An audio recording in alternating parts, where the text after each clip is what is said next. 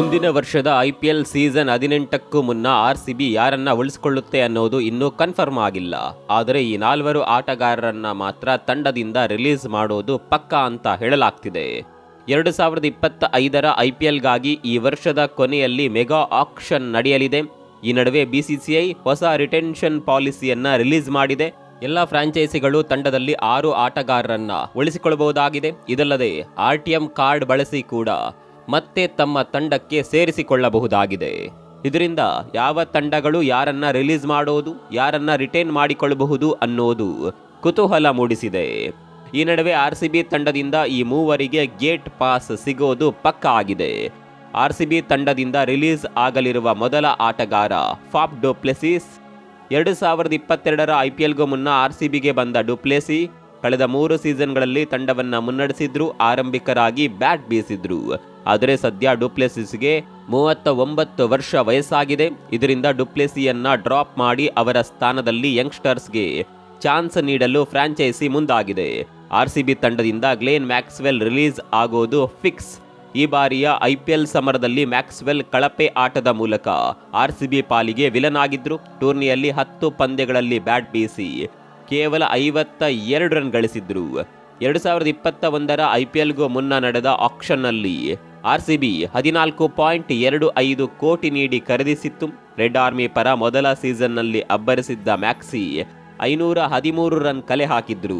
ನಂತರದ 2 ಸೀಸನ್ಗಳಲ್ಲಿ 301 ಮತ್ತು 400 ರನ್ ಗಳಿಸಿ ಪರವಾಗಿಲ್ಲ ಎನಿಸಿದ್ರು. ಆದರೆ ಈ ಸಲ ಅಟ್ಟರ್ ಫ್ಲಾಪ್ ಶೋ ನೀಡಿದ್ರು. ಮ್ಯಾಕ್ಸ್ವೆಲ್ ರನ್ನ ಕೈಬಿಟ್ಟು ಅವರ ಬದಲು ಇಂಗ್ಲೆಂಡ್ ಆಲ್ರೌಂಡರ್ ವಿಲ್ ಜಾಕ್ಸ್ ರನ್ನ ಉಳಿಸಿಕೊಳ್ಳುವುದು ಆರ್ಸಿಬಿ ಪ್ಲಾನ್ ಆಗಿದೆ. ಈ ಸಲದ ಐಪಿಎಲ್ನಲ್ಲಿ ಜಾಕ್ಸ್ ಮಿಡಲ್ ಆರ್ಡರ್ನಲ್ಲಿ ಕಣಕ್ಕಿಳಿದು ಅದ್ಭುತ ಪ್ರದರ್ಶನ ನೀಡಿದ್ರು. ಅಲ್ಲದೆ ಸ್ಪಿನ್ ಬೌಲಿಂಗ್ ಮೂಲಕವೂ ಮಿಂಚಿದ್ರು.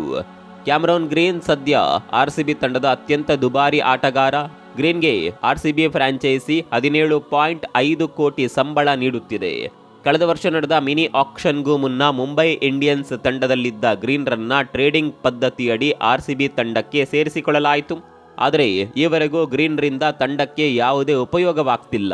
ಇದರಿಂದ ಗ್ರೀನ್ ರಿಲೀಸ್ ಮಾಡಿ ಆರ್ಟಿಎಂ ಆಯ್ಕೆಯಡಿ ಕಡಿಮೆ ಮೊತ್ತಕ್ಕೆ ಪಡೆದುಕೊಳ್ಳುವ ಪ್ಲಾನ್ ಆರ್ಸಿಬಿಯದ್ದಾಗಿದೆ. ಒಟ್ನಲ್ಲಿ ಸೀಸನ್ 18ಕ್ಕೂ ಮುನ್ನ ಆರ್ಸಿಬಿ ತಂಡದಿಂದ ಈ 3 ಔಟ್ ಆಗೋದು ಫಿಕ್ಸ್ ಆಗಿದೆ. ಆರ್ಸಿಬಿ ಮತ್ತು ಈ ಆಟಗಾರರ ನಡುವಿನ ಸಂಬಂಧ ಅಂತ್ಯವಾಗಲಿದೆ. ಇನ್ನು ಪ್ರತಿ ವರ್ಷ ಐಪಿಎಲ್ನಲ್ಲಿ ಫ್ರಾಂಚೈಸಿಗಳಿಗೆ ಫಾರಿನ್ ಪ್ಲೇಯರ್ಸ್ಗಳದ್ದೇ ಚಿಂತೆ. ಹರಾಜಿನಲ್ಲಿ ಕೋಟಿಗೆ ಸೇಲ್ ಆಗುವ ಆಟಗಾರರು ಲೀಗ್ ಹತ್ತಿರವಾಗ್ತಿದ್ದಂತೆ ಕೈಕೊಡ್ತಾರೆ. ಅಂತಹ ಆಟಗಾರರನ್ನ ಕಂಟ್ರೋಲ್ ಮಾಡಲು ಬಿಸಿಸಿಐ ಹೊಸ ರೂಲ್ಸ್ ಜಾರಿಗೆ ತಂದಿದೆ. ಐಪಿಎಲ್ನ ಯಾವುದೇ ಸೀಸನ್ನಿಂದ ಏಕಾಏಕಿ ಹಿಂದೆ ಸರಿಯುವ ವಿದೇಶಿ ಆಟಗಾರರು ಬ್ಯಾನ್ ಶಿಕ್ಷೆಗೆ ಗುರಿಯಾಗಲಿದ್ದಾರೆ. 2 ವರ್ಷ ಐಪಿಎಲ್ನಲ್ಲಿ ಆಡುವ ಅವಕಾಶವನ್ನ ಕಳೆದುಕೊಳ್ಳಲಿದ್ದಾರೆ. ಈ ನಿಯಮದೊಂದಿಗೆ ಫ್ರಾಂಚೈಸಿಗಳ ಡಿಮ್ಯಾಂಡ್ ಅನ್ನ ಬಿಸಿಸಿಐ ಈಡೇರಿಸಿದೆ. ಇದ್ದಕ್ಕಿದ್ದಂತೆ ಐಪಿಎಲ್ನಿಂದ ಔಟ್ ಆಗುವ ವಿದೇಶಿ ಆಟಗಾರರ ಮೇಲೆ ನಿಷೇಧ ಹೇರಬೇಕೆಂದು ಫ್ರಾಂಚೈಸಿಗಳು ಆಗ್ರಹಿಸಿದ್ವು. ಅದರಂತೆ ಇಂಜುರಿ ಬಿಟ್ಟು ಬೇರೆ ಕಾರಣಗಳಿಂದ ಯಾವುದೇ ಫಾರಿನ್ ಪ್ಲೇಯರ್ ಐಪಿಎಲ್ನಿಂದ ಹೊರನಡೆದರೆ ನಿಷೇಧದ ಶಿಕ್ಷೆ ತಪ್ಪಿದ್ದಲ್ಲ. ಪ್ರತಿ ವರ್ಷ ಐಪಿಎಲ್ ಹರಾಜಿನಲ್ಲೂ ಭಾರತೀಯ ಆಟಗಾರರಿಗಿಂತ ವಿದೇಶಿ ಆಟಗಾರರೇ ಹೆಚ್ಚಿನ ಮೊತ್ತಕ್ಕೆ ಸೇಲ್ ಆಗ್ತಾರೆ. ಕಳೆದ ವರ್ಷ ನಡೆದ ಮಿನಿ ಆಕ್ಷನ್ನಲ್ಲಿ ಆಸೀಸ್ ಆಟಗಾರರಿಗೆ ಬಂಪರ್ ಲಾಟ್ರಿ ಹೊಡೆದಿತ್ತು. ಮಿಚೆಲ್ ಸ್ಟಾರ್ಕ್ 24,75,00,000ಕ್ಕೆ ಕೆಕೆಆರ್ ತಂಡಕ್ಕೆ ಸೇಲ್ ಆಗಿದ್ರು. ಪ್ಯಾಟ್ ಕಮಿನ್ಸ್ 20,50,00,000ಕ್ಕೆ ಸನ್ರೈಸರ್ಸ್ ತಂಡ ಸೇರಿಕೊಂಡಿದ್ರು. ಆದರೆ ಇನ್ಮೇಲೆ ವಿದೇಶಿ ಆಟಗಾರರ ಮೇಲೆ ಫ್ರಾಂಚೈಸಿಗಳು ಕೋಟಿ ಸುರಿಯೋದಕ್ಕಾಗೋದಿಲ್ಲ. ಯಾಕಂದ್ರೆ ಬಿಸಿಸಿಐ ಅಂಥದ್ದೊಂದು ರೂಲ್ಸ್ ತಂದಿದೆ. ಹರಾಜಿನಲ್ಲಿ ಭಾರತೀಯರಿಗಿಂತ ವಿದೇಶಿ ಆಟಗಾರರು ಹೆಚ್ಚಿನ ಮೊತ್ತ ಪಡೆಯುವಂತಿಲ್ಲ. ರಿಟೈನ್ ಮೊತ್ತ 18 ಕೋಟಿಗಿಂತ ಜಾಸ್ತಿ ಕೊಟ್ಟು ವಿದೇಶಿ ಆಟಗಾರರನ್ನ ಖರೀದಿಸುವಂತಿಲ್ಲ.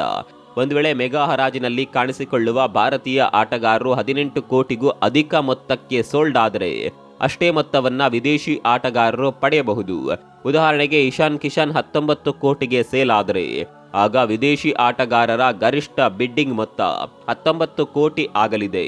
ಹರಾಜಿನ ಪೈಪೋಟಿಯಲ್ಲಿ ಯಾವುದೇ ಫ್ರಾಂಚೈಸಿ ಭಾರತೀಯ ಆಟಗಾರನಿಗಿಂತ ವಿದೇಶಿ ಆಟಗಾರನಿಗೆ ಒಂದೇ ₹1 ನೀಡಿದ್ರೂ ಅದು ಬಿಸಿಸಿಐ ಖಜಾನೆ ಸೇರಲಿದೆ.